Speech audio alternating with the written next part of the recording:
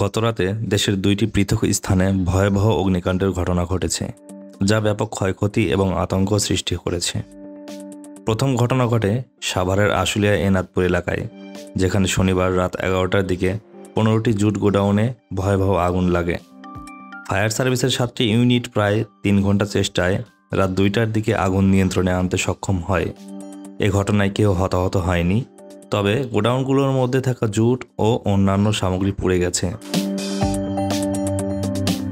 ক্ষয়ক্ষতির পরিমাণও এখনও নির্ধারণ করা হয়নি। দ্বিতীয় ঘটনা ঘটে আনুমানিক রাত 1:25 কুমিল্লা ক্যান্টনমেন্টের পার্শ্ববর্তী আমতলীর রমনা মোটরসে। ফায়ার সার্ভিসের 6টি ইউনিট প্রায় 3 ঘন্টার প্রচেষ্টার পর আগুন নিয়ন্ত্রণে আনে। সেনাবাহিনী ও পুলিশ সদস্যরা সহায়তার জন্য ঘটনাস্থলে পৌঁছান। অগ্নিকাণ্ডের কারণে ডিপোতে ব্যাপক ক্ষয়ক্ষতি হয়েছে, তবে হতাহতের কোনো খবর পাওয়া যায়নি।